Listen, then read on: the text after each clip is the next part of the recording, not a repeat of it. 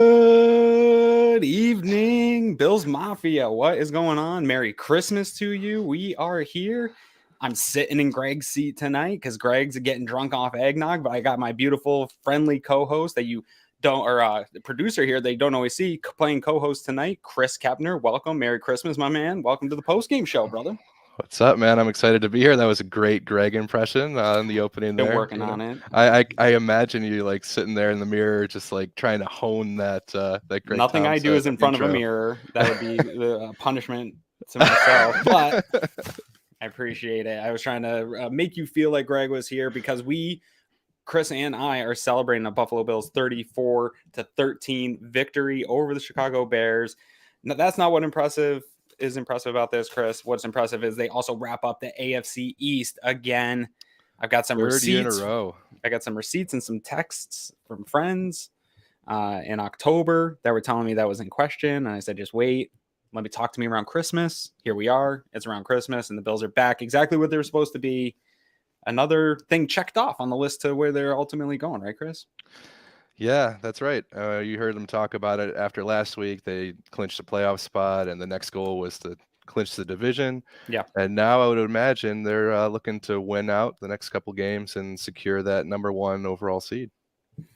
Yeah, I mean, we are starting to get to the point here with this Buffalo Bills team where now that is expected, right? Going start of the season, winning the division is the expectation. Even with as good as Miami was this year and probably still is, I think they'll make the playoffs. As good as the New York Jets were at times, people are questioning. Ultimately, the cream rises to the top in the NFL. So that panic that we always do in October and November, come December, come Christmas, you tend to see the teams that are supposed to be leading their divisions rising to the top. And we saw that with the Bills wrapping up the division ahead of time with a couple games left here. But yeah, the big eye on the prize is this game wasn't a super competitive game. It ebbed and flowed a little bit there. The first half remained probably more competitive than you'd like. And they obviously put away and did business here, as we saw from the final score. But ultimately, all Bills Mafia's eyes have been on that Cincinnati Bengals game. And now that they've gotten this out of the way and gotten the AFC East out of the way, they can kind of regroup, celebrate the holidays, and then the biggest game of the season coming right up. The big one coming up. That's my wife in the comments right now. So What's going on, give Nicole? her I a didn't shout recognize out. the Yeah. name. I didn't know if didn't want to make any assumptions. Well, welcome to the show. I'll take good care of him tonight, I promise.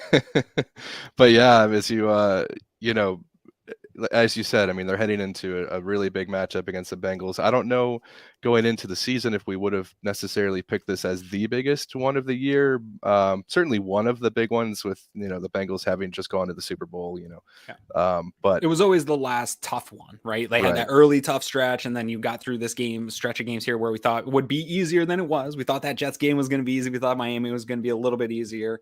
Those were a little bit more difficult, but this Bears was definitely, I think, always and going into this game was the easiest one on the schedule, no matter how you looked at it. Yeah, certainly the matchup in terms of DVOA, like you guys broke down on the matchup show this week. It was the starkest difference between the Bills and any of their opponents this year. And I think we saw that on the field today. I mean, even though the Bills played honestly a sloppy game, there were a lot of mistakes out there. You saw Josh forcing the ball on multiple occasions. Yep. Still, it never really felt like the Bears were, aside from that first drive, and we'll get into it obviously, but they just really couldn't get much going. Yeah, it's a weird game. So Buffalo, first of all, I want to take a second. I am lucky enough to have my power on here in Western New York. You are too, Chris. You're in Western New York this weekend. You're lucky enough to Feel have the very power lucky on. right And now. being Yeah. able to watch this game was a blessing. Being able to be in my house heated. There's a lot of people struggling out there that aren't able to watch this, man. Some of the reports that I'm seeing, it's a very dangerous time to be out there. So shout out to everyone and thoughts. I'm not a prayer guy, but thoughts and prayers up to everybody right now in Western New York, hoping you get to watch it. But the weather here has been terrible. And the weird deceiving thing about this game, Chris, is the weather there was it on TV. It didn't look all that bad, right? The ground looked cold. The breath coming out looked cold. It looked like the typical game, but it was windy. It was still part of this Arctic blast that is happening across the northern United States here. And we saw a lot of games impacted by that today. I do think that played an element in how sloppy the offense looked. And then you add in Mitch Morse not being in, and then you add in Ryan Bates missing almost a half of a quarter in this game. And I think some of those things led to some sloppy play But that can't excuse everything that happened with this offense here through that stretch, kind of going in through that late third quarter in through the fourth. I thought that stretch of offense got really sloppy for a little while. Yeah, for sure. But I mean, speaking of sloppy, shout out to Bryant here. Can we give Peterman props for one more pick? Fair enough. But when you're consistent, when somebody tells you who they are, believe them, right? It's true. I mean, certainly the win seemed like it played a factor. I mean, you saw Tyler Bass struggle today, uncharacteristically missing a couple of kicks that he would normally make, and certain some of Josh's throws too. They were made more difficult than by the elements for sure. Yeah, and so let's go right into this. Let's dive right into this here because we want to celebrate this win and talk up the Bills after this part. But there's some frustrating things we got to get through about this game, even though I think this one's a weird game, Chris, if you are a box score guy or you're getting this in the newspaper, if anyone still reads the newspapers and you look at this game and you see the 35-13, you're like, oh God, this must have been a just offensive performance blowout game. But you look at these stats for everybody across the board, right? Josh Allen, 15-26, 172 yards. That's not a super impressive day. A 71.3 rating, 2 touchdowns, 2 interceptions. Justin Fields, 15-23, 119 yards. He had 1 touchdown, no interceptions. How many rushing yards did Fields have? That was the thing that I wanted to check before we got on here. So Fields, this is a great conversation actually, because Leslie Frazier's defense, Leslie Frazier doesn't get the respect I believe he deserves. He gets trashed almost on a bi-weekly basis by the Mafia. This is such an elite defense. It's not even funny. And what they ridiculous. Did, they clamped this. Granted, I want to preface everything we're talking about tonight. We understand how bad the Chicago Bears roster is and how bad this team is. But Justin Fields is still a really explosive player that causes good defenses problems. And they held him to 7 carries for 11 yards at 1.6 a clip. Yeah. That the zone defense and everybody staying consistent and staying in their zones. We saw Milano be there a few times and run support and get stops. Like there was sure tackling. Everything was happening perfectly for how you want to play a guy like Fields. And that was a legitimate concern of mine. We've seen them handle a Lamar. Fields is a different dude, and they were able to keep him in and keep him contained, especially in the run game. And he's been the it looks like there's some trouble here. Hold on. Get in here. What do you want? What's up, Greg? What do you want? Get it out of your system. How's everybody doing? We're good. We're champs again. I just wanted to dunk on people. Yeah, we won the division. Everything's been delightful. Idiots were mad at McDermott for challenging a play that he absolutely should have challenged. And we won, and now we're going home, and the game's over. It's great. It's good. Yeah, it's good. And hopefully you're having a great time with your family. That's well-deserved family time. I'm having I saw another man sitting on your lap. That didn't. Yeah, I think I'm on a delay. You're a little bit delayed. That's okay. I saw your cousin sitting on your lap. I didn't love that.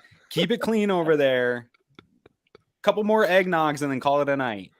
Try to keep it in the family. I just posted a picture of how excited my dad was.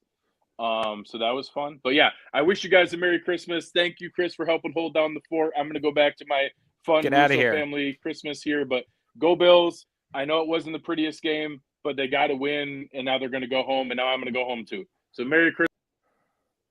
Oh, he cut himself off. I swear we didn't kick him off. Greg says Merry Christmas, everybody. And that's a perfect segue. Let's get right into it here, Chris.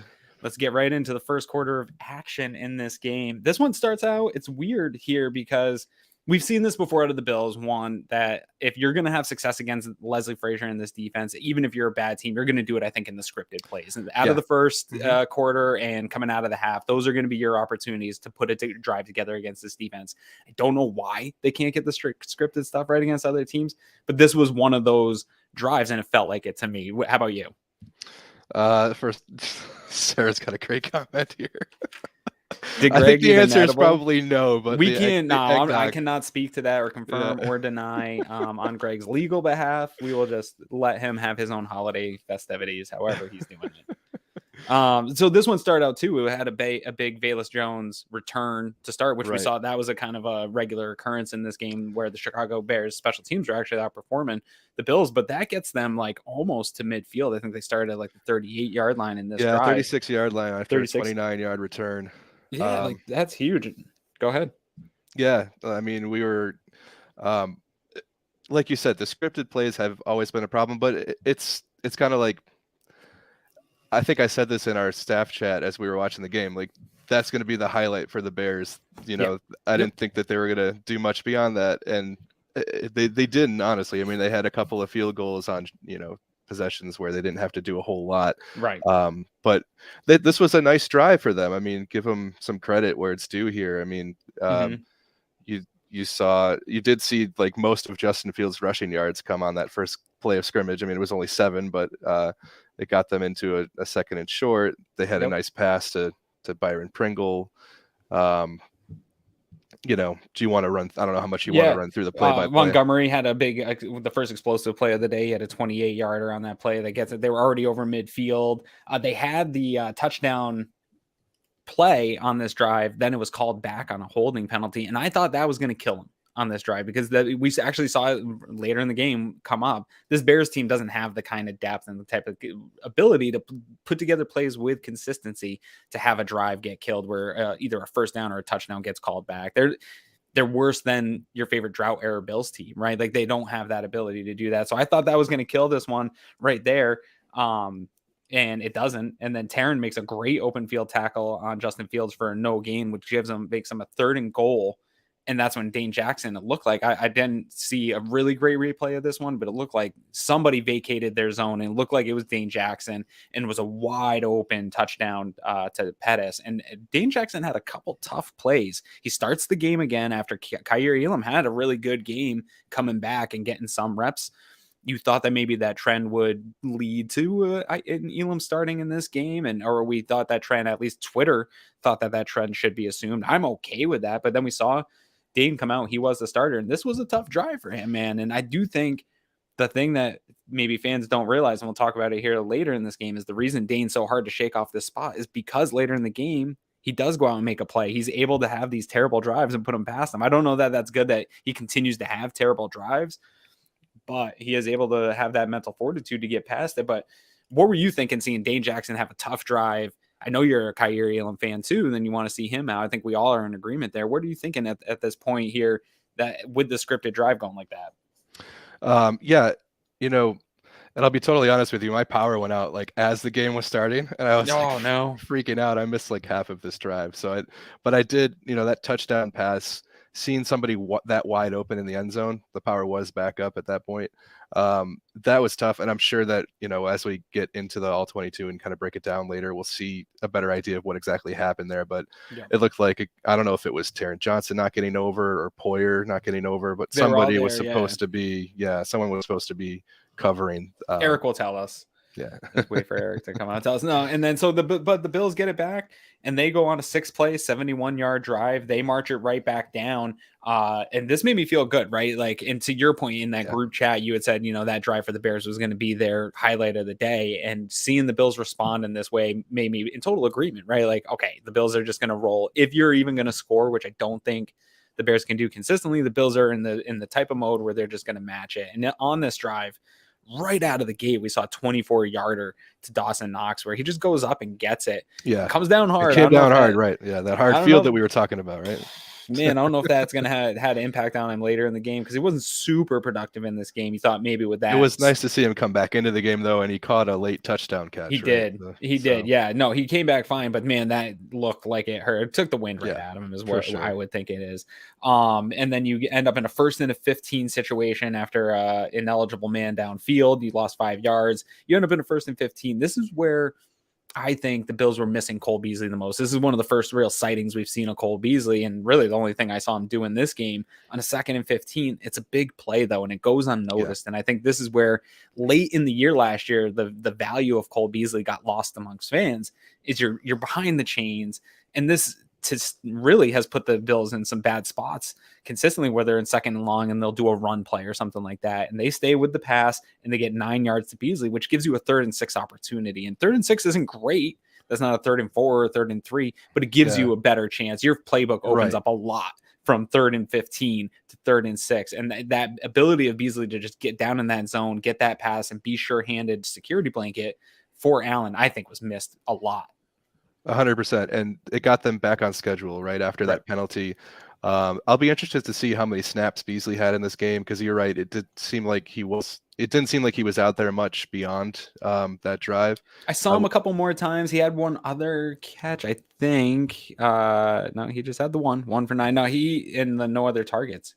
Or no, he had no other targets in the game. Yeah, so I did see him out there a number of other times. I did see McKenzie get targeted a handful more times. Shakir was out there a good amount today too. And we saw Shakir, McKenzie only got the 2 targets too. Yeah, there wasn't a lot of balls to go around in this one today, unfortunately. But he did get the one there. And then on the 3rd and 6, you see Allen scramble for 10 yards, take it out of bounds, which that really stood out to me. Obviously, you already got the first down. He, I think, understood this game, right? If that's a playoff game, he's going for more and making a big play. He just takes it out of bounds, makes a safe play. I do think later in the game, Chris, we could talk about it maybe a little then, but at this point in the game, I felt good because he wasn't taking unnecessary hits. I think he took a couple that we probably didn't need him to take in this game, and considering where we're at in the season. He was frustrated he got more and more frustrated as this game went on. You could see him like starting to take it out on guys who were trying to tackle him, right? Yeah, no, it wasn't so, but he doesn't take a hit here. And then you get the first of where I thought really the offense just leaned into for the game and got going. You see James Cook with his first explosive play of the day with a 24-yard run. I'll let you kind of take over here, and I'm sure you're going to have a lot to talk about today, but Cook started out hot and he continued on his trajectory right now of getting the ball more and doing things with the ball, and it started here. Shout out to Lamont Jordan. I don't know if you're listening, man, but did you see this game? Because we had 2 backs. We'll talk about James Cook, but Devin Singletary, 12 carries for 106 yards, 8.8 average and a touchdown, a long of 33. And looking shifty as hell today. James Cook, 11 carries for 99 yards and a 9-yard average, a touchdown. Just faster than everyone on the field. It's like, I mean, I know the Bears defense is suspect. They're down to their 3rd, starting Eagles have a good linebacker. rush team. Yeah. And struggled. Yep. Yeah, that's true.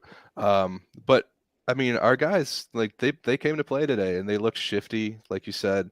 Somebody in the Slack channel was saying that they never see James Cook juke. And I said that, his if you jukes could combine are so the subtle. 2 of them, his jukes are so subtle that only dogs can see him. He doesn't really have to. It's an angle thing for him, right? Like if he can get you even slightly to take a bad angle, his speed makes up for his inability. Where Devin really needs to juke you out of your pants to create separation so that he can create a bad angle, right? Like they're just 2 different styles. The way they came together in this game, and again, with the lens of we're playing the Chicago Bears, I understand the opponent, but you have to be excited because it's a trend really for both these players. They've been trending in this direction and both up to trending to a big game. This didn't come out of nowhere. So I'm excited to see them get back to using these 2 more, especially as we get down the stretch here. More bad weather games for sure on the horizon. So then that gets them in the red zone, and then it's a 1st and 10 touchdown to Gabe Davis. This is easy, quick work. Like I said, 6 plays, 71 yards. 3 minutes off the board. Not my West Herd drive of the game for this one, but a very good drive that puts you back. Tyler Bass does mix the extra point, which is a little bit foreshadowing, unfortunately, to the continued special teams errors and frustrations in this game, and the Bills not being able to deal with the weather, but Chicago clearly could in this game. So it's 7-6 here. At this point, you're mid-late first quarter. Bears get the ball back. Again, Velus Jones Jr. with a huge return. This time 40 yards on the kick return. Kick coverage, man. It was a rough game for the coverage teams. This has been the number 2 unit in the NFL by all metrics, and they had a tough game in this one. And Chris, this is the recipe sort of for disaster when you're playing a team like this that you are absolutely better than. You should go out and roll a team like this. Special teams errors, stalling out on offense, missing extra points, like the little tiny things, the little small details that, and with bad weather, just give a team like this a chance to hang around. And this is where you felt that at least I felt like the Bills defense is going to step up in this game, to your point, that was going to be their best drive. They weren't going to be able to do much. And you really saw it. They got a huge return. They got the ball in pretty good field position here. They end up in a 3rd and 2. Montgomery gets a 20-yarder, or no, he didn't have a 20-yarder there, but he gets the first down there. They get into a 3rd and 10 situation. They get an 8-yard on a slant. Dane Jackson comes up and makes a really nice tackle there. The Bears are in position here to go for it. They go for it on a 4th and 3, and it's a tip pass by Ed Oliver, getting the turnover on downs. The start of a really good day for this defense. And shout out to Kingsley Jonathan coming through with a big game, called up from the practice squad. We know he was released by the Bills, at the final cutdowns in August, claimed by the Bears, actually. So there's a little bit of a revenge game for him, although, that's sort of just a fun wrinkle. It's fun. Yeah. But he came in and he played really well. He had a nice stop for a loss on that drive that forced the Bears into a 3rd and 11. And a great contain on Fields later in the game too that we'll talk about. And a great tip pass. I know he was lined up in the neutral zone and it didn't count, but it's still he tried to get back. He did try to get back. It doesn't matter because you just technical difficulties, folks, bound to happen with the weather that's going on here in Western New York. Which is now it's a good opportunity probably to say thank you to anyone out there who is working to clear the snow. Anybody who is working for emergency services, thank you for giving time up with family to help the rest of us stay safe. We've got Eric coming in here. Thank you for the super chat, my man. Merry Christmas Eve. Bills dominate the line of scrimmage on both sides and take home another AFC East crown. That's right, 3 in a row. I don't know how many of you have Patriots fans, friends, but it sure feels nice. I mean, they anytime you can't talk to them about anything because they'll just go back on the talk to me when you win 6 Super Bowls. But see if I can fix this graphic. Look, obviously Aaron got disconnected, but we'll see. He'll probably if he can't get back on here, we'll just keep rolling.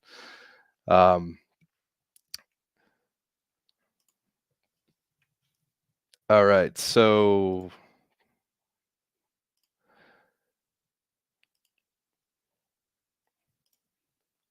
sorry, folks. I'm just trying to check in with Aaron real quick to see if he thinks he's going to get back on. Oh yeah, he's trying to connect right now. Yo, there he is. What's up, man? I have no idea how long I will last. It's all good. Yeah, I think my power flickered and it disconnected the internet. And I don't know. I'm back. I don't know what I missed. If you were just praising first responders and stuff, I think that's absolutely. Oh, I was just vamping. Oh, okay. Yeah, I was praising first responders. We had a super chat from Eric Farrell. I'll throw that back up for a second. So that was really cool. Thank you for that. Appreciate it, man. Yeah. Honestly, to kind of before we'll get into the second quarter here a little bit, but huge shout out to everybody that has to be out there, plow guys, people that are getting roads together, first responders that are trying to get people out of their house. I was saying to Chris offline, like, this is a very serious situation here in Western New York for people that are outside and don't know. My ring notifies me of emergencies. There's a lot of emergency situations that people are struggling to get in and out of their homes right now. I took a break from shoveling for this game, dude, and there's another like 10 inches outside in front of my doors. It's really bad out here, so be very careful. And let's continue on before I get. Yeah, go ahead. I just want to say to you guys, Aaron has been out there the past 2 days digging out his neighbors and really helping out in his neighborhood. So I love those guys. I have a great neighborhood. Man. It takes a village to raise a family. They've helped me in so many ways. I don't think any of them listen to the show, but if you're out there, I'm so thankful for everybody in my neighborhood. And it's the least I can do is, as the youngest husband and father of the neighborhood, is get everybody try to get everybody as shoveled out as we can. So I'm trying to. Little Hauser likes your Greg impression too. Just I like it. All right, so we're into. I don't know if you could throw that banner up here. We're into the second quarter.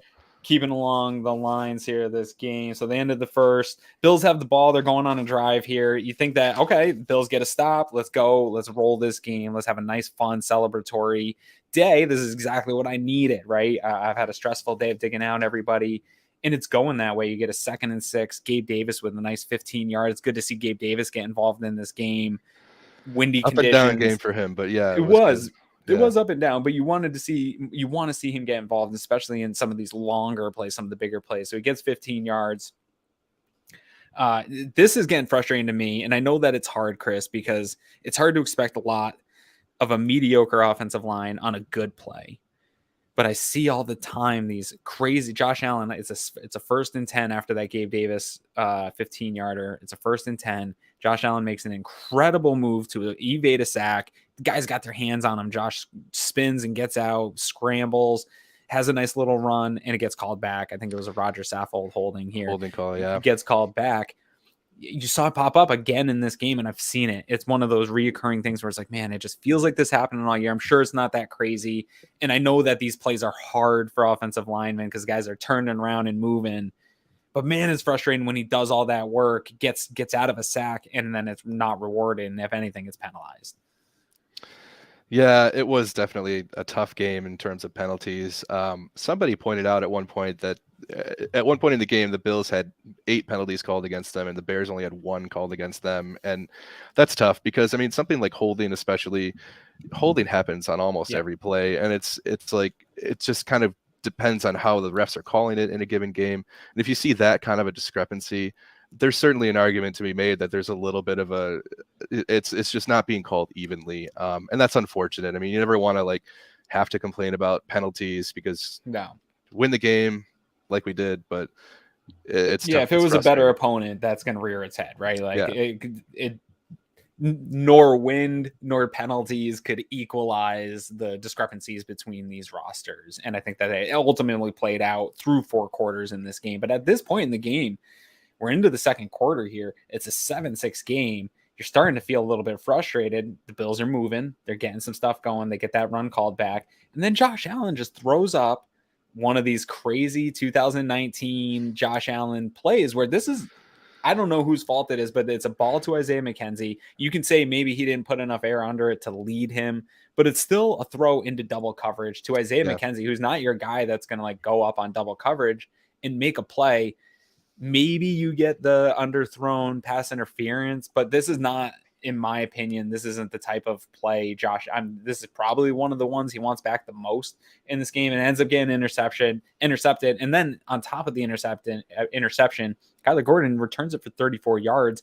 I count that as a double toxic differential play in this game, man, because that's huge to get the interception and then a 34-yard return. Like, that's big, man. It really is. It's, Roy Collins talking about Diggs. I mean, he wasn't even targeted in the first half. Yeah, we haven't even gotten to him yet. It's like, I know Eric was saying that it looked to him like Josh was trying to throw it to the back of the end zone and underthrew it or floated it. It might have been something with the wind. But yeah, like you said, I mean, either way, it's double coverage. The commentary team was saying that Josh didn't see Kyler Gordon. I don't buy that. I think that he saw it, but still tried to throw it. Thought he could beat it.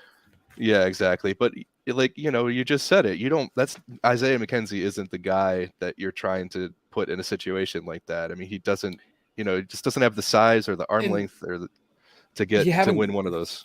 You haven't gone to Diggs yet in this game. I don't know. I want to go back and watch that play and see if anything's open underneath. It's hard. You want Josh, when Josh makes these throws, Greg talks about it all the time when he makes these throws and they go and they work out. It's incredible. And we love him. We've seen him put him behind double coverage where only his receiver can get him at times. And so it's tough. We'll watch the all 22 on that. But at that point, feels a little frustrating. But again, they come in. This is actually the first we see of Kaiir Elam. Bears get the ball. Kaiir Elam comes in for his first series of the game. Bills get them in a 3rd and 12 situation. Snaps fumbled, and Ed Oliver and Gruder right there to get Justin Fields. They just starting to look sloppy, and it looks like the Bills have just taken advantage of them being a better roster at this point. Again, back to your point of that was going to be the Bears' best drive, and you really saw that in this game. Yeah, this was a 5-play, 1-yard drive for the Bears. They could not take advantage of an early interception. And when you're up against a team that is so much better than you in terms of, the strength of the roster, you need to take advantage in those situations. You need to, you need to get points. You need to get field position, double toxic differential play, like you said, and then you go out and you gain 1 yard and have to punt it away. Yeah, and this is a really frustrating thing to me, Chris. This is a trend that I see within games. Even though the Bills are winning, I'm trying not to complain too much about how they're winning and the ways that they're getting these wins.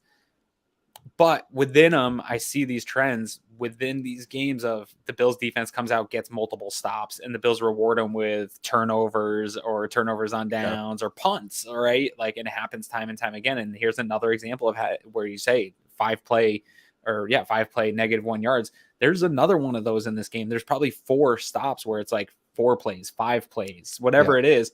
The Bills getting stops and the Bills offense responding with a punt, with a turnover. It happened 4 times in this game. You can do that. You can have all these variables against the Chicago Bears. They're not good enough to overcome even all these things. The Bills on paper tried to give this game away offensively and on special teams. The defense really kept them in this and gave them enough chances to make these mistakes over and over again to then come back later in this game and continue to score. But a good team won't let you get away with this type of stuff. So that's my only one concern baked in here. Yes, you dominated. Yes, you did all the things you were supposed to, but this defense is playing lights out and you're not rewarding them. And so again, they get the ball and the Bills offense, they start this one. I will give them a little credit for. You're pinned. The Bears punt this ball. It gets a huge roll, Chicago roll. Mm-hmm. What do you think? Should Hines have grabbed this one or letting it roll is the right decision? This win's tough. So that was a short punt, and you could see as it was coming down, he was kind of waving it off, and it looked like there were already people between him and the ball. So it would have been pretty dangerous, I think, for him to run up and try to catch that. The bounce it took made it look way worse. Such a bad bounce. It was a really lucky bounce for the Bears. It was like the perfect bounce. Yeah, Chicago. But yeah, I mean, I don't know if the wind maybe knocked that ball down or what, but you know, in a game like this, I think he made the right call. You saw he actually muffed a couple of one punt and one kick, I think, later in the game. It was a tough game for fielding kicks. So it really was, and it seemed to be more difficult for the Bills in this game, even though Jones did have a little bit of a muff later in the game. It did seem like the Chicago Bears special teams were a little bit more prepared for it. I don't know if that was a home field, knowing the winds and how things swirl there. The Bills talk about it a lot in their own stadium, so I have to assume they would have some advantage there. Bills had a fumbled snap along the goal line, which so they were started at the 2. They fumbled the snap. Now it's at the 1. You have getting in 3rd and 8. Josh Allen almost gets sacked for a safety at this point. He gets out of it, and you got a punt from your own end zone. I don't know about you. I actually have liked Sam Martin quite a bit in the limited action that we've seen him this year, but I got nervous because we've seen them get blocked with him standing in the back of the end zone before. Again, that would be the type of play. It's like, oh, the defense has gotten you a couple of stops. You got pinned, and now you're going to get a blocked punt and keep this team. This team has no business being in this game. You're going to keep them in this. That's where my head was at this moment. How do you feel when they're lined up in the end zone kicking at this point? Yeah, I mean, it's never a good situation when you have to kick from your own end zone. I would have liked to see Martin get more than 46 on this punt, but it's tough. Yeah, like I'm not honestly sure which way the wind was blowing at that point, whether it was in his face or behind him. Ways. Probably. Yeah, right. It seemed like it was one of those games where the wind is at least here it is. Just like swirling around you. Yeah, I've got like half pipe snow drifts outside of my yard. The wind doesn't know which way it's going, man. But then Pettis returns it for 12 yards, and they get to start the next drive from the 38-yard line on the Buffalo side of the field. And this is the only times the rest of the game that you see the defense put in any type of jeopardy. And again, I'm going to count these, even though this probably is the drive where they move the ball the most, starting at the 38. I'm going to count this as a stop for the Buffalo Bills defense, another stop, even though this drive does end in another field goal, 37-yard field goal. Nothing really special on this drive. Another Kingsley. This was the Kingsley Jonathan -2, where he caught Fields out in open space, was on this drive. Yeah. There was a 4th and 3. The Bears go for it on a 4th and 3, desperate because they didn't want to kick a long field goal. The Bills had them stopped for a 4th and 3, and they ran a pick play to Montgomery that didn't get called. The broadcast said it was within the 1 yards. I hate anytime pick plays happen, whether they're legal or not. I'll never stop hating them. But they were able to keep that drive going, but they ended up stalling out on a 4th and 5, and they have to go for the 37-yard field goal. But they were able to kick their field goals. They had no problems with them in this game. Again, their special teams, I think, outplayed the Buffalo Bills. But here I'm frustrated because it's 10-6. your defense has already had 3 stops and your offense has returned it with an interception and 2 punts at this point. After a great starting scripted set of plays, you've come out and you've allowed the Bears to go up 10-6 at home. Like, this is the recipe for the Bears winning, is just fumbling all over yourselves. Where are you at? Is your power still on at the house, and where are you at mentally during it? So we were able to watch the rest of the game without losing the power. Awesome. So that was nice. The funny thing about this first half in general was the Bills were able to move the ball. I mean, they put a graphic up on the screen towards the beginning of the second half where, you know, the Bears were about to have the ball for the first time in the second half. And to that point, the Bills had like 8.6 yards per play and the Bears had 3.9 yards per play. So, I mean, that can kind of give you a sense of how efficient the Bills offense was in everything except for finishing drives and scoring points, and just making mistakes. And those are the big ones, though. Yeah, right. But you could feel where it was, you know, even though we go into clean things up. Yeah. I never really felt like it was like going to continue. It just kind of felt like they needed to get their rhythm and the Bills get the ball back. They had a 3-minute left. Here I felt really good that the Bills were going to go down and score. We've seen, even in their worst games, you're up against a 3-minute, 2-minute warning. Josh Allen's going to go into God mode and put together a scoring drive. Exactly, and he really did. You got Allen with a 15-yard scramble. This is where Ryan Bates gets hurt on this drive, which was super concerning. Luckily, he was able to come back in this game, but still a concern with the interior offensive line a little bit in shambles. And then you get a Cook run for 6 yards, or a reception for 9 yards, then a run for 6 yards. You move the ball 30 yards before you get to the 2-minute warning. So it's like a minute 20 off the clock, and you've already moved the ball 30 yards.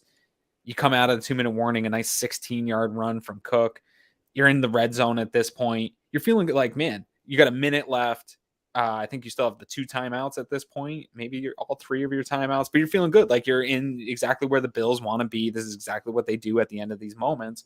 You get a Gabe Davis catch that was overturned correctly. Gabe Davis had a full foot out of bounds, and he was trying to argue it along the sidewalk. He was trying to point to his foot mark, like, look, see, I was in. It's like, dude, you had a whole foot out. I don't know how the ref called that a complete catch. I mean, you saw every camera angle. The ref had a better look than any camera. I think like an inch of his heel was in bounds. Yeah, it was clearly out. It was super bad. Yeah, and he was trying to make that argument that he was in play there, but overturned correctly, leads to a 3rd and 10, broken play. One thing I will give the Bears defense credit for in this game, on some of these 3rd down situations, they brought the house and it worked. It got Josh Allen in scramble mode. It was plays he wasn't expecting. I didn't chart their plays, so I don't know if these were tendency breakers for them on 3rd down, but whatever it did, they brought the house, and I'm guarantee you there was guys open for the Bills, and it got Josh Allen turning his back to the play, scrambling and trying to do something. You saw that happen here. He tosses it up. You end up being in 4th down, but it's a 38-yard field goal. You expect Tyler Bass to make this and get you to 10-9 to end the half and feeling a little bit better. You go down and you get your points, and you go down and you're able to activate the double dip mode.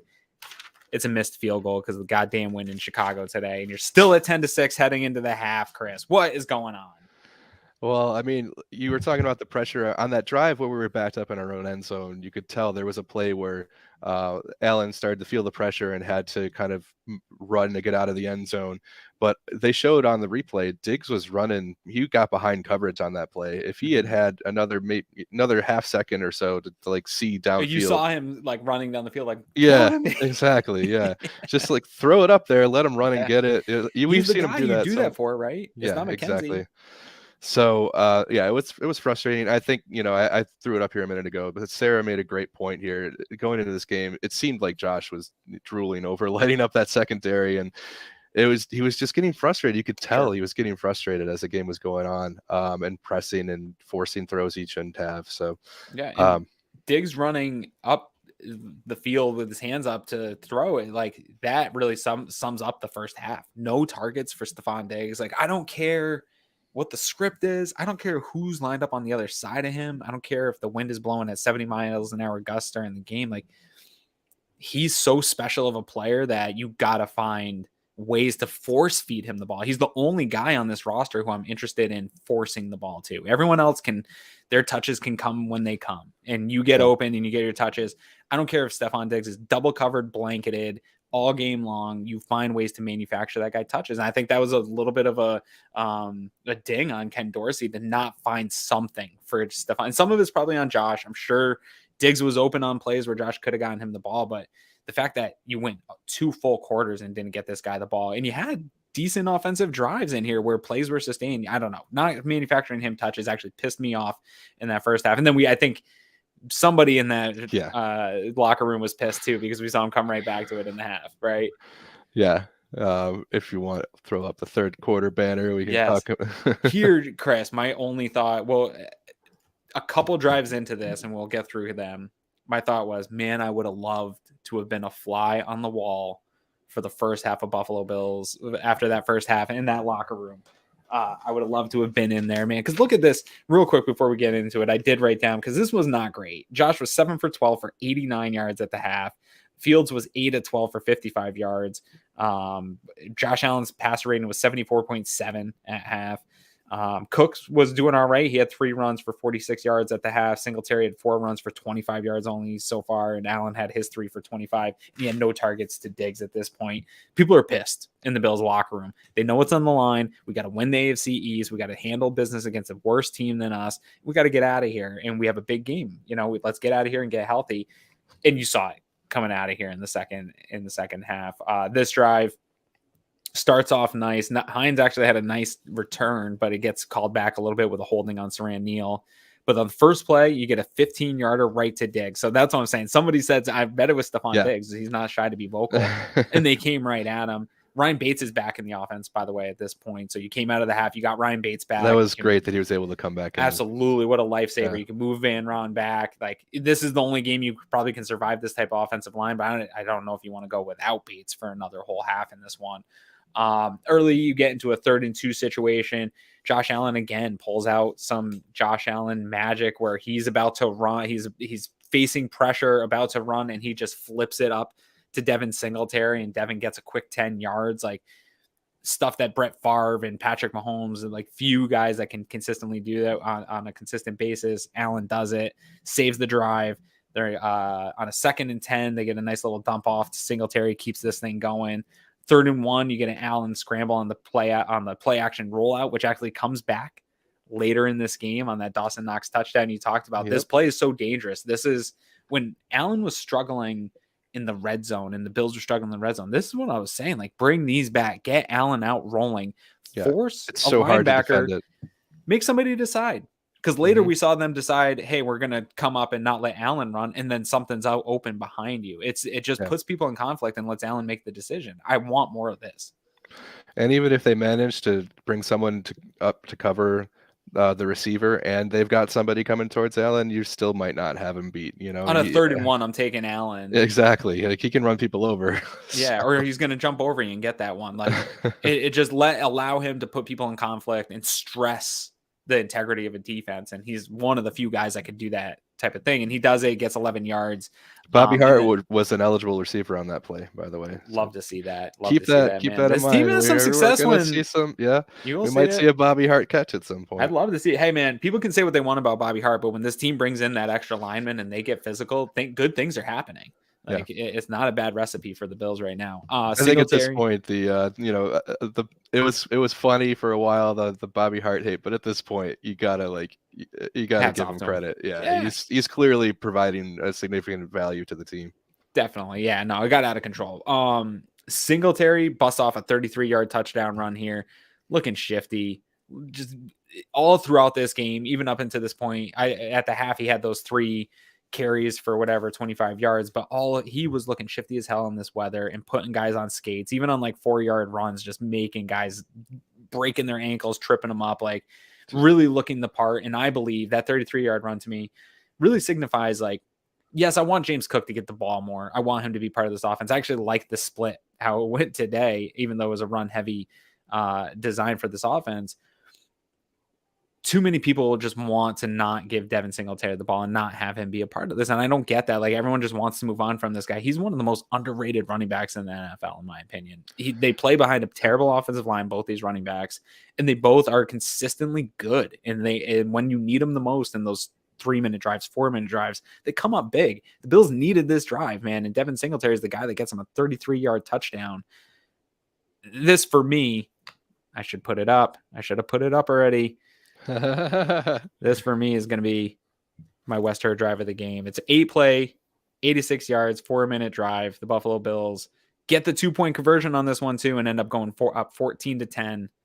And I really felt like, Chris, like, even as bad as they performed in the end of that first half, the offense, I was like, okay, let's put 2 or 3 more of these together. The defense is getting stops, and we'll roll on to celebrating Christmas. But this was the turning point in the game. You take the lead, you come back and establish we're the better team. We're going to come out and punch you in the face in this game. And I felt like somebody said something in the locker room to get this team going, because this looked like a different team coming out on this drive. Absolutely. And it helps too that they probably were able to script a nice drive there. You know, a lot of that probably was planned. Justin Sapienza is in the comments here asking if we re-sign Singletary. I've been saying for a while, I think they will. I think he won't get very much. I think, yeah, we've talked about it before. The free agent running back class, if you're looking ahead towards the offseason, there are a lot of guys who are going to be free agents, and there are a bunch of running backs coming out in the draft this year too. And while I think he's underappreciated, he is in the tier of guys that will also be in that free agent class, like a David Montgomery, right? Like he's in that kind of level of, hey, this could be a really good, consistent running back, part of a stable. Those guys don't break the bank. Yeah, I mean, I don't think that they'll overpay for him. I think that he'll come back probably on a reasonable deal, but he provides a certain level of consistency, and there are some intangibles that he brings to the offense. You've seen guys talk about what he adds to the locker room all the time. Josh Allen loves Devin Singletary, and he makes plays. He's like you said, an underrated back. He doesn't get enough love, I think, from the fan base and from the NFL at large.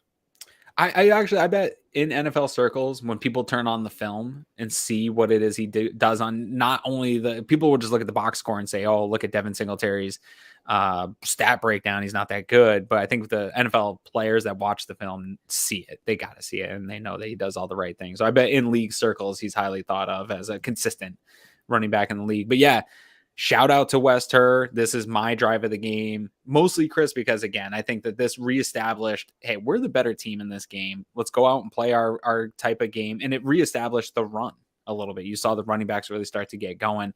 I had tweeted out at this point, again, let's put some respect on this guy's name and how excited I am for the 1-2 punch duo. Even after Devin Singletary gets this touch, all I was thinking in my mind is, now let Cook get the next series and see what can happen. I want to see him go back and forth, right? Like, I'm so excited to see both these running backs get the ball when they're playing like this.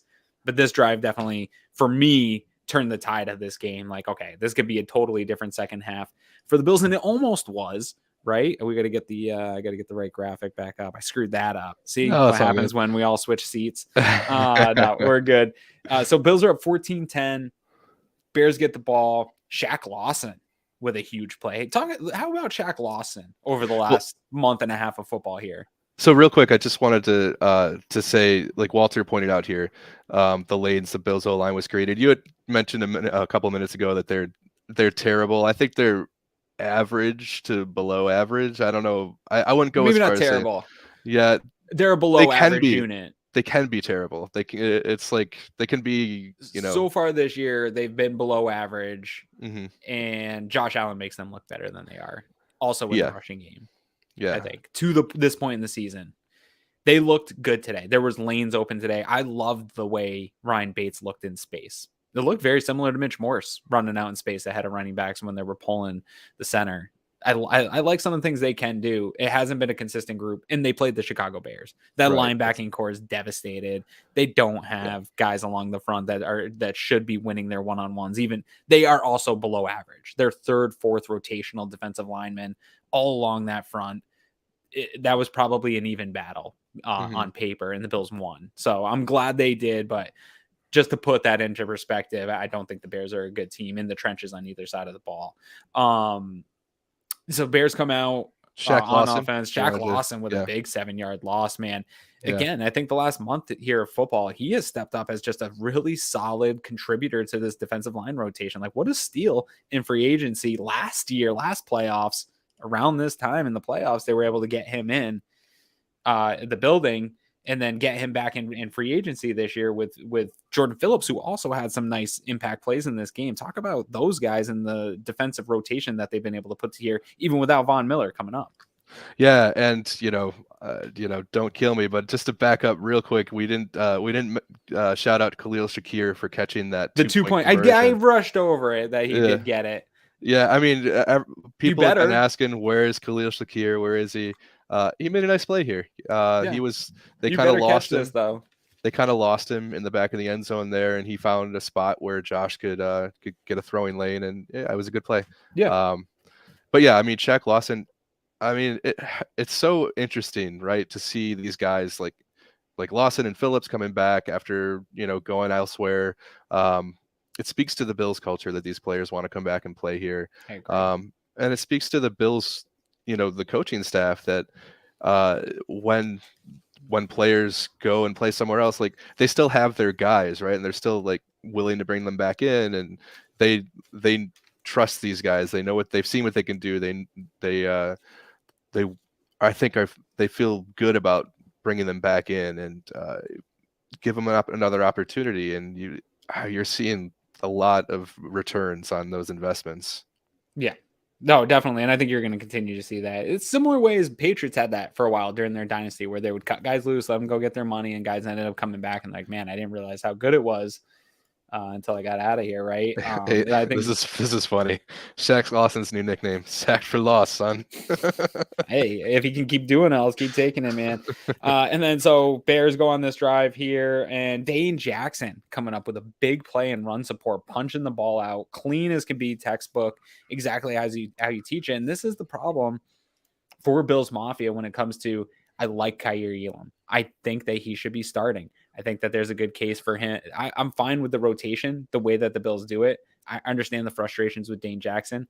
That play right there is exactly why Dane Jackson is hard to shake off a roster spot. Like, he does play run support well, even despite his missed tackle percentage for the year. He's a better run defender than most of your cornerbacks on this team. That matters to the Bills. Matters in a game like this where you have to come up and tackle Justin Fields. He comes up and makes a big play after giving up a big play earlier in the game, right? Like, I think that mental toughness, Leslie Frazier's spoken to it. So good on Dane for coming up and making a big play, continuing to be part of this rotation. I thought even within the game itself, after Dane had some issues when Elam came in, that could have been an opportunity to hand the reins over to Elam and let him get in this game against an inferior opponent and get a lot of reps. The Bills continue to go back and trust in Dane Jackson, and it paid off here late in this game, getting the fumble, getting the ball back to the Bills after they've gone up 14-0. And then the Bills come out with this could have been consideration probably for another drive of the game, just as I had predicted earlier, of like, now let's see what James Cook has. The Bills get the ball back. You get James Cook for 8 yards, and then you get James Cook 27-yard touchdown, dude. And the speed and explosion that we've heard about all camp long absolutely came on display in this game. Yeah. Go ahead and tell us what you said in Slack channel when people were talking about he doesn't do the juking, because that showed up on this one where it doesn't look like he juked, but he made everybody miss. Yeah, I said it earlier how his jukes are so subtle that only dogs can see him. Yes. But James Cook just has this running style where it doesn't look like he's moving side to side really much at all, and he's not. It's like a straight line running style, but he is able to kind of shift his weight in these really subtle ways that can throw off tacklers, and it's just great. I love his running style. He doesn't waste a lot of time going side to side. He gets upfield, and it's like before you know it, he's got 8-10 yards. Yeah. I mean, you barely blinked, and you saw it. You saw him, what was this, a 27, or you got 27 yarder for 8 yards, second and then a 27 yard. Yeah. I mean, this drive was all James Cook. It was great to see. You love to see it for him. To my thing. I think it just leads to a really exciting duo because you continue to see it later here.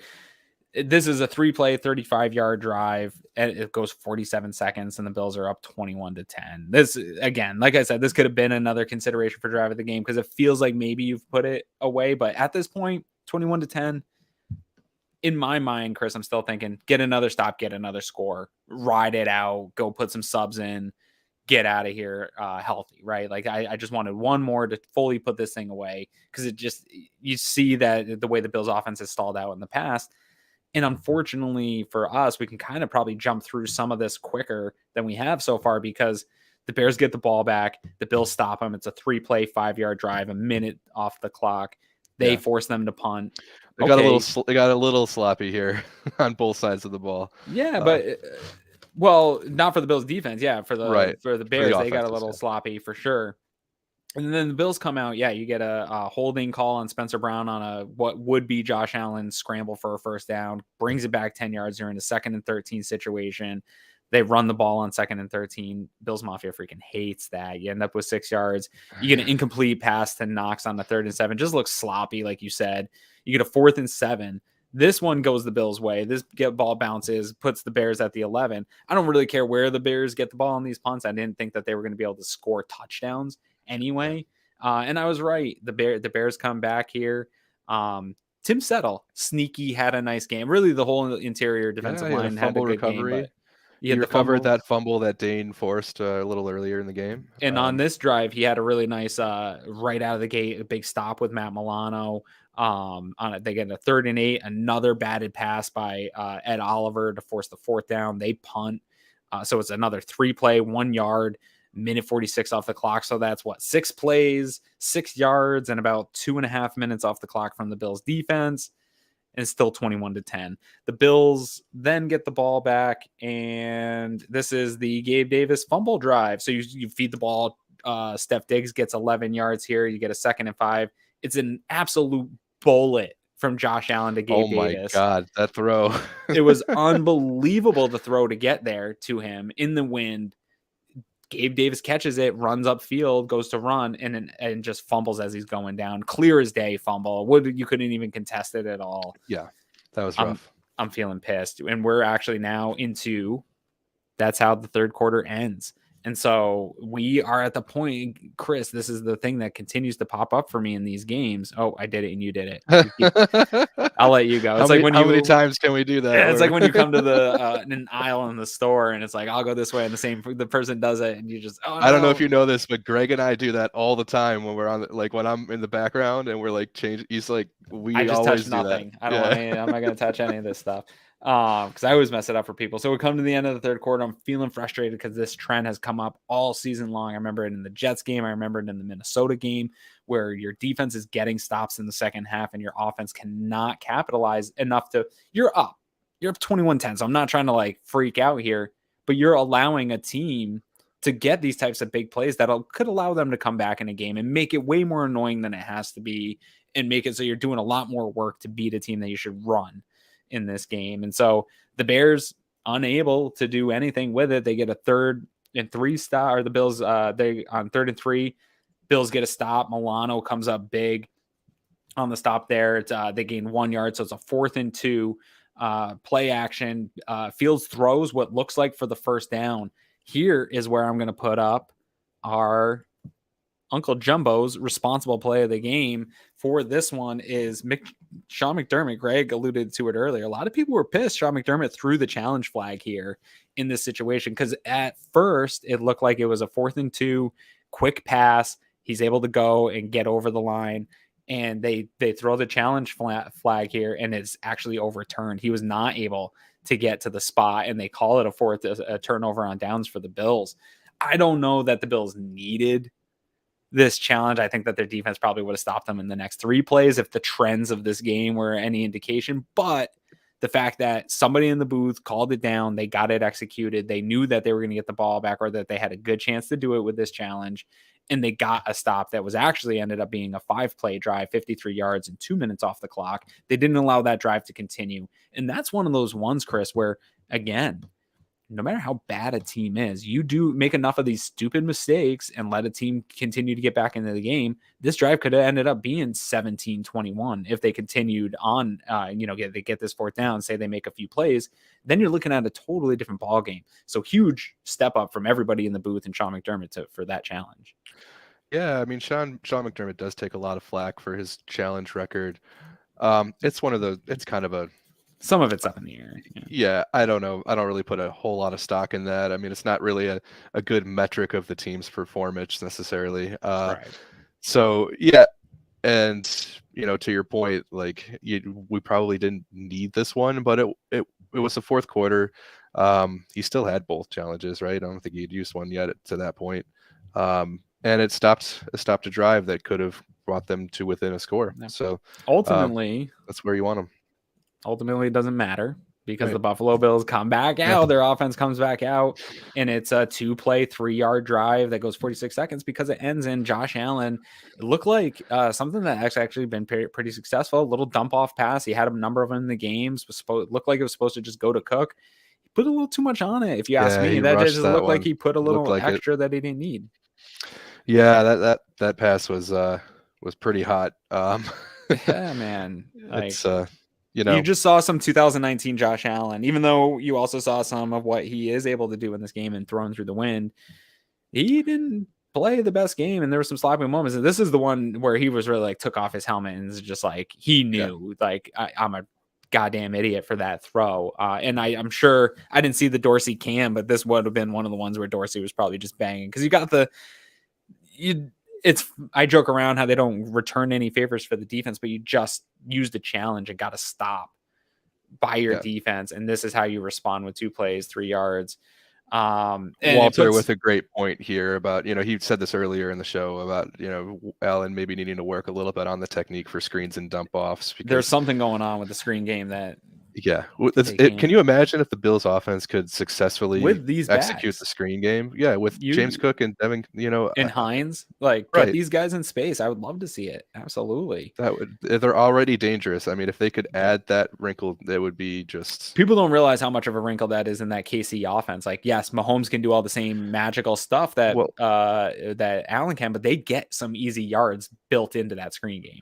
Yeah, and what you're doing is negating the pass rush. Yes. Like if you get a successful screen game, teams are, they're less likely to. Sorry to interrupt you there. I do think some of how Allen, his ability with his legs changes how people rush him, which also impacts how the Bills are able to run the screen game. Like, because with Josh Allen, you're trying to stay gap discipline and stay in your lane. And you don't see a lot of teams pin their ears back. You saw it on certain downs. I'd like to see the Bills be able to take advantage of, hey, we think you're going to blitz on a 3rd and 6. Let's let you be aggressive, attack that aggressiveness. That's what they're not doing. But I do think that teams rush them less aggressively than they do some other quarterbacks. Jeff saying, I know we don't have Greg's handsomeness, but we could still use your likes. We would appreciate that. Yeah, come on. You guys can like us too. I am less liked than Greg, so I get it. We'll probably be a little lower tonight, but that's okay. It's Christmas. Come on, give us some likes. So this drive, though, the Bills, again, they do give up points on this drive, but again, it's hard to not count this as a stop for the Buffalo Bills because they give up an interception. They stop them they hold them to a 3rd and 12. Bears get it to a 4th and 9, and they give up a 35-yard field goal. Congratulations. You got the ball in field goal range, and you went backwards and still managed to get a field goal. Congratulations. Yeah. You ended up with 1 yard on the drive. Bills defense stands again. That's what, 4 or 5 stands that they had in this game, and Bills did not capitalize. And then you go, so it's 21-13. I'm still feeling fine. We're in the 4th quarter. Let's get out of here. Hines muffs the kickoff here. He's able to get it back, and it wasn't a big deal, but still kind of sucks. You get a 2nd and 9. They took a deep shot to McKenzie, and again, he was totally covered. I don't know what Josh saw on some of these reads that he was getting, but I don't need deep shots to Isaiah McKenzie. He has speed, but he's never been that player that he's 35 yards downfield and catching the bomb. He's the guy. It's like, let's get him the gadget play. Let's get him in space. Yeah. Yes. Mm-hmm. So I didn't love that. You wanted him ideally to be doing what Cole Beasley was doing and we haven't seen that really materialize enough, Not at all. unfortunately. No. But yeah, this is not the way to utilize this skill set. No, so you end up with a 3rd and 9 after that deep shot, which isn't ideal. You're not keeping the chains moving. You're behind the sticks. And Josh ends up scrambling from pressure and it doesn't pick it up. You're on a 4th down. And actually, Martin with a big 62-yard punt here. That's about the excitement from this offense and special teams in this game is a 62-yard punt from Martin there. But that ended up being another one. So now from the Bills offense, at this point in the 4th quarter, you have total combined 3 or 5 plays, 4 yards, and a minute 50 of drive time from your offense here when you're trying to put the game away, right? It's an inferior team. Let's get one more score. Just wrap this thing up. And they would just put it down to like the last couple of drives here. Yeah, you definitely saw more passes at this point in the game than you probably should have. Got away from the run again. Mm-hmm. And the run was working so well. It's just, I get wanting to take a kill shot, but your passing game just wasn't there today, and the kill shot was the run game. It's true. I mean, we had 2 backs who had effectively 100 yards each, right? And had all your explosive plays for the day. Yeah. Mm-hmm. They had all your 20-plus yard plays. I don't know why we go away from it. I don't know what they were doing here, but they made it harder than it needed to be in this game, and guys played longer than they had to because they couldn't put this team away in the way that you have to, right? So anyways, Bears get the ball back. 2nd and 6, a big stop by Jordan Phillips here. He got a big stuff on Herbert. Ends up putting it into a 3rd and 8. They had 12 players on the field, so the Bears just trying not to take advantage of the Bills' offense, giving them the ball over and over again. They end up in a 3rd and 13. It's too much for them to overcome. Fields scrambles. Milano comes up. This is that play that I referred to earlier where Milano comes up in zone coverage, and he's right there, and it's him one-on-one with Justin Fields, who, say what you want, Josh Allen's an incredible athlete. When he gets out in space, that's a hard tackle. Justin Fields is a different athlete, and he's a big dude. We talked about it all week. The way Milano came up, sat there, read that play, and then blasted and made the tackle, comes up and makes an aggressive tackle. It shows why he is, in my opinion, and should be an all-pro linebacker in the NFL. Like the way he played that, not a lot of guys can take Fields in space and contain him like that.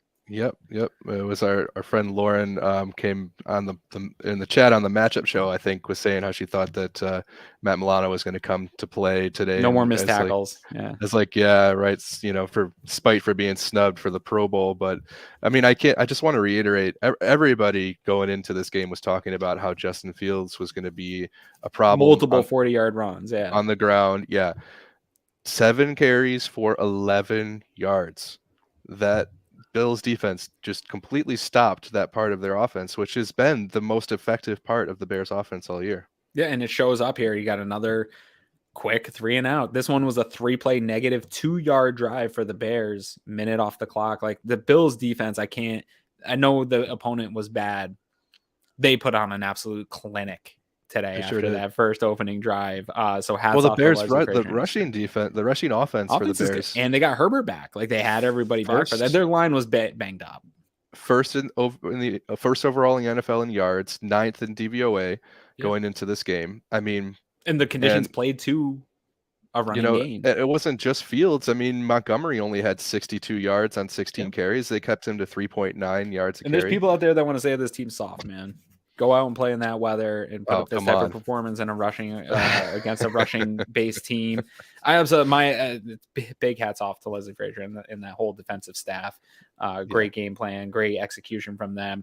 Bills he better get his opportunity to be a head coach. I hope so. I absolutely hope so. Yeah. Bills get the ball back. They finally put together a drive here where they're able to put the game away. But this was the only reason they did this, again, in my opinion, is they got back to running the ball in this one. Singletary with an 8-yard run. Then he gets a 26-yarder to get them into the red zone pretty much right away on this drive. You got a 3rd and 8 with a nice little dump off here to Nyheim Hines. Makes a big play on a 3rd and 8. Yeah. Where he takes that little dump pass and gets the first down for 9 yards. Not the biggest play. Again, doesn't stand out on the box score, but sneaky big play out of him, which we talked about Josh getting a little bit of the loft right on that one for the quick dump off to Hines. Yeah, that was a real nice play. And I just want to, I don't know if Dutch Flats here is 10-cent brain is trying to say that Josh isn't a smart guy. That's like just false. Josh Allen is Oh, an he's super smart. incredibly smart guy. Yeah. So Sometimes his his confidence in his ability takes over what he should do, but he knows what he should have done. He might make bad decisions. That doesn't mean that he's dumb. Like and those decisions don't look bad when he does make the right, like when his arm talent does overcome the bad decision, right? Like we glorify him for that. So I get it. I get why people say that, but he is a very smart quarterback, and I think he is with the game within the game of the chess match. He's a big part of there. But and then this drive ends. It's a 3rd and 3. It was like on the 6 or 7 yard line. They had an ability to convert that first down for 1st and goal, but it's a 3rd and 3. And it's the same play. It's a Josh Allen play action rollout. You see defenders in conflict, and they've got to make a decision, and they came up a little bit to support Josh Allen from running on a 3rd and 3, which is the smart decision. But Dawson Knox was right behind him running down the field on a slant route. Josh Allen hits him for an easy touchdown, putting him up 28-13, and it's wrapping it up. AFC East champions. You're going to celebrate Christmas. 28-13. This game's over, man. Yeah. We don't even have to. We can go through other plays, but there's really nothing, right? You just pretty much run it down the clock at that point. The game's over. Let's get on to Bobby Christmas. Hart was an eligible receiver again on that drive. Look at that. Hey, it's coming, guys. Stats don't lie. Stats don't lie. Make Bobby Hart ineligible.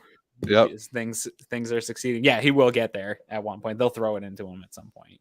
I mean, Tommy Doyle caught a touchdown pass in the playoffs last year. So yeah, you'll see it. It might be even one of those things they roll out just bored last game of the season and roll it out. So who knows? Who knows when we'll see it? But that's it. Bills win.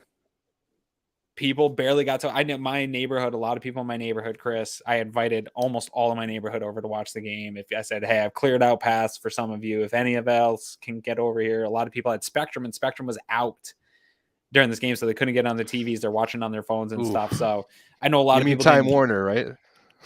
I'm on FiOS, so shout out Verizon FiOS for staying. I just don't want people to forget that Spectrum is Time Warner. Yes, yeah. No, I'm on FiOS, so I'm all set here. Although we lost connection here for a little bit, appreciate. Yeah. I was able to get back on. Appreciate you, Chris, for coming on. I know you're traveling, but coming out here and helping me out with this post game show.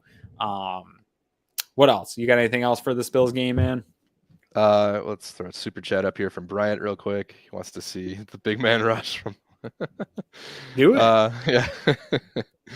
Yeah, Bobby Hart with the give him the football. Yeah, thanks for the super chat. We appreciate that.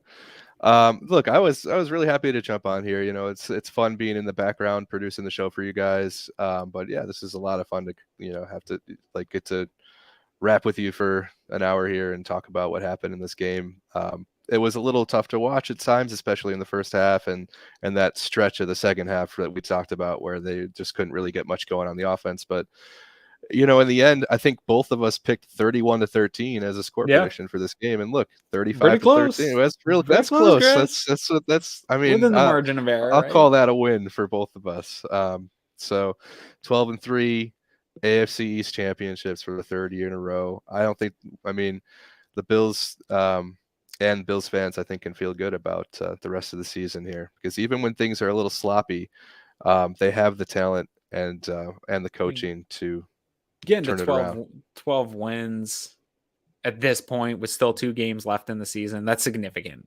As spoiled as we've gotten as a fan base, winning your division with weeks left, having those 12 wins, being the number 1 seed, you control your own destiny. Going up against the Bengals here this week. You're able to put this thing away. This is exactly when the Bills sat down for their first team meetings in the spring and they put together the plans. Regardless of how they got to this point, this was the plan to be in the position that they're in at this point in the season. I'm sure they didn't plan on all the variables of Von Miller getting hurt and Jordan Porter getting banged up and Josh Allen getting hurt along the way and all those things that were interruptions in this season and maybe more to come. Who knows? But the ultimate thing is that they are doing exactly what they set out to do. And they're in the position to get all the things they wanted to start with.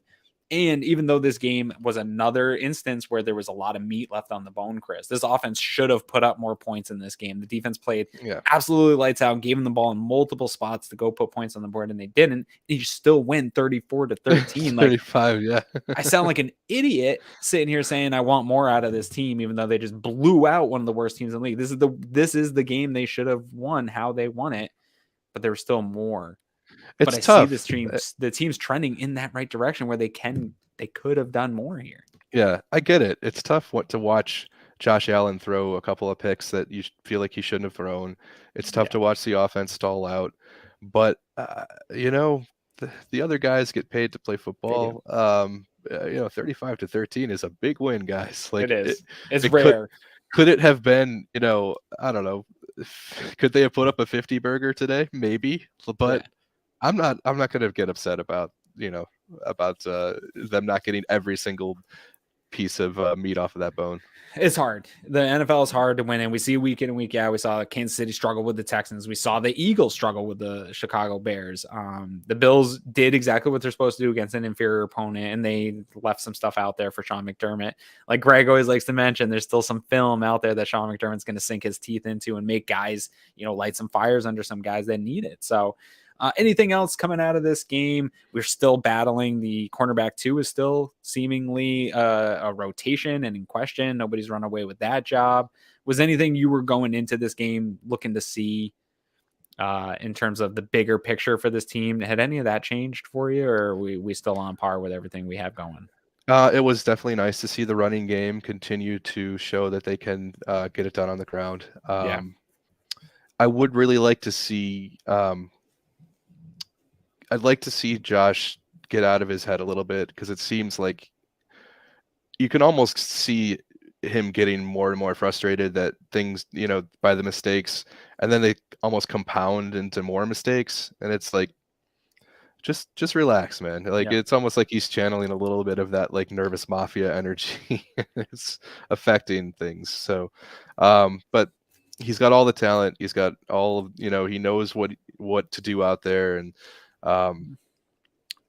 it would just be nice to because the Bears are one thing. You make mistakes like that against the Chiefs or the Bengals next week, it could be a bigger problem. Although it looks like the Bengals had a bit of a fight with the New England Patriots. I'm gonna have to go back and watch that one. Yeah, this week. It looked like that game didn't go as smoothly as maybe their fans maybe wanted to. I lost track of that game because they were down like 22-0. The Patriots were, and then I lost track of the apparent comeback. So. It looked like the final score looked like the Patriots made it at least more interesting in that game. I don't think Bengals scored more than 22. I'll have to go back and watch that one. But I did see a comment in the chat, and I don't remember who brought it up, but it reminded me that if you were interested in what Chris or I or anyone at the Cover One Podcast Network are looking for Christmas, it's a subscription to One Pass for you. Get yourself a subscription to One Pass and get access to exclusive members-only content, in-depth analysis, including scheme play and player breakdowns, scouting reports and analytic analysis, access on unlimited devices, access to the Cover One community in our Slack channel, which on game day, unfortunately, I run on YouTube TV, so I'm like 3 seconds behind, and it's impossible to be 3 seconds behind and be in our Slack channel. It's so fast-paced and so awesome on game day, and it's such a great environment. It was popping today. As soon as I'm off here, I do more shoveling, but I'm going to be back up in the Slack channel tonight because it's a fun place to celebrate the Bills and be part of Bills, or even if it's a loss, be part of that and talk through it with a great community. It's not like Twitter, the toxic culture really isn't there. It's just a good bunch of people that kind of want to be Bills fans in the same way. So the $57 a year just to be in the Slack community, is it worth it on its own? And then within there, you get access to the Cover One contributors. But really, Chris, I think one of the big benefits to Slack is the actual community members themselves. Like contributors are in and out of there, but we've gotten a lot of people. You were a member of the Cover One Slack community before you came over to join. Adams was a member. We've got a number of people that have come over that were part of our community, and they are just such an addition to what it is we do, whether it's bringing us data or bringing us tweets or color commentary on some of the stuff. Everybody's got their place. And that alone, access to that group is a really fantastic value that we provide here at Cover One and the community that we've built. So any of those guys, any of you Slackers out there listening, I also want to say, Merry Christmas to you guys, and appreciate you guys for helping us to build such a cool community over there in the Cover One Slack channel. Yeah, for sure. And to the, a note to the chat. I'm not going to read super chats with name calling, so we'll just, leave it at that. Oh man, was there one? Was it me? Yeah. Did I get name called? It's that dude that always comes in here and, Wants to tell us that he loves kick you, me but he off likes the show. No, he loves you, but he likes to call you Egghead. Is basically. Oh, Egghead, that guy. There was a guy Yeah. last year that was much more mean, and he actually paid significant money to tell Anthony and I that he doesn't like us and Greg is so much better than us. And the guy actually would pay like $25-$30 to just be like, hey, you guys suck. Greg is awesome. I was like, I can't tell if it was Greg secretly doing it and like just like feeding himself back $25 and being like, I don't know what a trick that guy is. Greg's got stuff like I don't mind. I actually Greg's have got an like a plant. I'm unshaven right now. That's why I'm wearing a hat, dude. I have not been able to like take the time to actually shave with this winter storm. So I have a very much receding hairline under here that does not look like an egg. You don't want anything to do with that one. But I don't mind. You can bring the egghead comments up, man. I don't care. It doesn't hurt my feelings. That's a pretty nice hat, by the way. Is that modified or did you buy it that way? With it came this way. It's all wired. I gotta wired up find already. one of those. That is nice. Thank you. I appreciate it. But speaking of which, Chris, I've enjoyed hanging out with you. I'm glad that you came on for this episode. It really helped me to get through it. But I got to get running here. I got to get back to my family. I got to get back to shoveling. And it's Christmas time. It's Christmas Eve. So I hope everybody that is safe, is warm, is able to enjoy their Christmas Eve. If you aren't safe and warm, I hope that it happens for you soon. I hope that you get out of the situation okay and everybody's able to enjoy a really nice celebratory Christmas, celebrating the Bills' victory here at 12-3 and the AFC East champions for the third time in a row. So on behalf of Chris Kepner, I am Aaron Quinn, and this has been the Cover One Buffalo podcast. Oh, 1 sec. Thank you very much for that. That's oh my God, a $58 Jackson, donation. Thank you so much. Merry Christmas to you. That's awesome. We appreciate that. Absolutely, Merry Christmas. And on that note, guys, we are out.